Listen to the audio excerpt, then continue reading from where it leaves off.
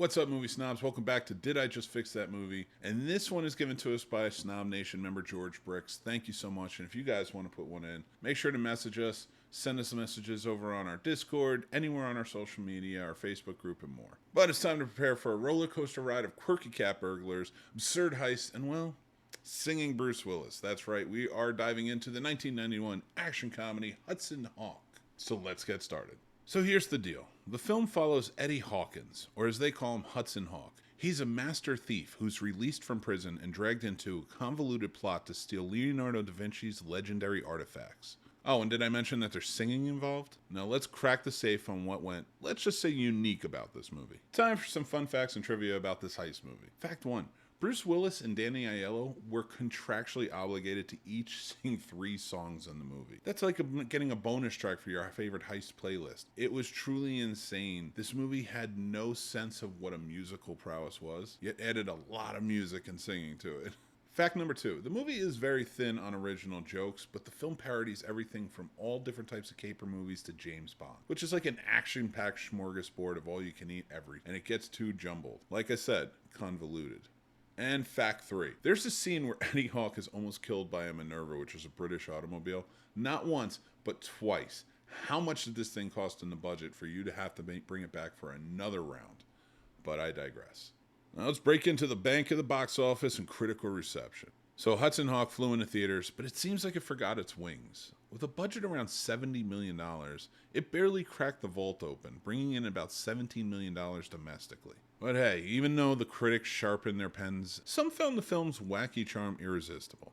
And the film's legacy? Hudson Hawk might have struggled to take off, but like an odd piece of art, you can't help but admire it. It carved a niche in itself in a cult classic, and its absurdity makes for a great and hilarious watch with friends. I know this personally because this is a movie that my friends and I grew up watching. We laughed a lot because it is truly crazy. But as much fun as it is to watch this movie, it is a lot. There's so many problems with it. It is really convoluted is the best word. There's too many things going on. It's got a really good base in the fact that Hudson Hawk is just getting out of prison. He wants to stay out. You know, he doesn't want to be a cat burglar anymore. He doesn't want to steal art. He just wants to live his life and get a good cup of cappuccino. And I do like that aspect of it, and it could be played on more. Even if you picked a tone, it would have worked. But you can't have a musical shoehorned into an art heist movie, and it's not really actually a musical. So it's just a lot going on too much. You know, you never really get a good idea of who the bad guys are because there's too many blackmailers. Then you have the mafia family. Then you have the American corporation that's involved. Things like that. It's too many elements trying to control this one for a really crazy plot that would work in a movie on itself. Like, you have to focus on the plot. Stealing all of Leonardo da Vinci's artwork because it contains something that can help one of his inventions move. I absolutely like that idea, and I thought that would be a really cool thing to expound upon. But this goes all over the place. You can't be a comedy, you can't be action, you can't be a musical, you can't have all these jokes, you can't have all these bad guys, you can't have everyone involved under the sun and make it fun. I realize that rhymed.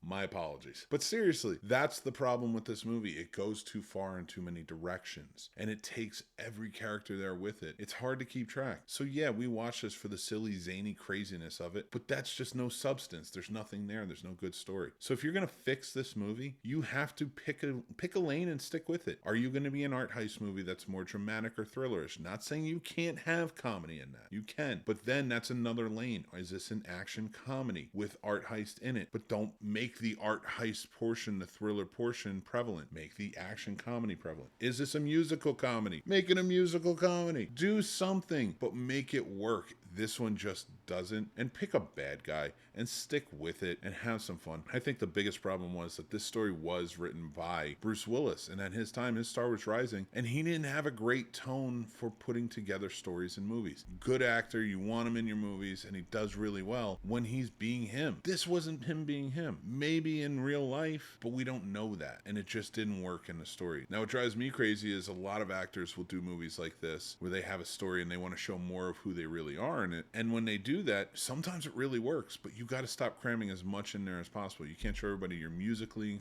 talented, funny, action driven, You know, all of these different things all in one movie. Give us something new, and then go on to the next thing that's new. Don't explore. Don't shove it down our throats. And that's exactly what this movie does as a movie and storytelling. So that's my fix for it. I would take away a lot of the elements. And in most cases, I might even take away the star and Danny Aiello. They had great chemistry together, but they didn't fit in this movie. They just didn't seem like it worked. Maybe if you picked a lane, they would work because they're both fine actors, but who knows? I would just pick one straight away to go with this. Is it a musical comedy, an action comedy, an art heist thriller? What is it? Tell me. Let's do it. Let's pick the bad guy and go with it. Can't be every bad guy. You can't have the mafia. You can't have government. You can't have other art dealers. You can't have an American corporation. All like the bad guys mixed into one, somehow working together to get the end means. You can have multiple bad guy factions coming against each other after one person. We've seen that in plenty of movies, but not with everything else that you've shoehorned in on top of it.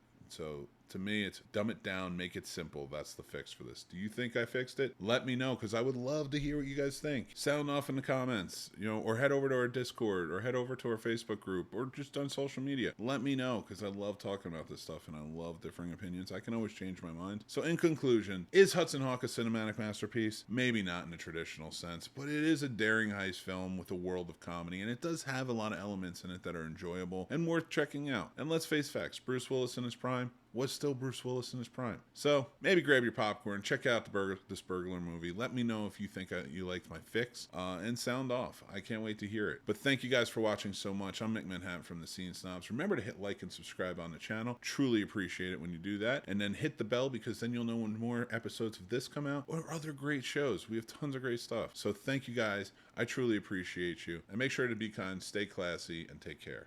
I'll talk to you soon.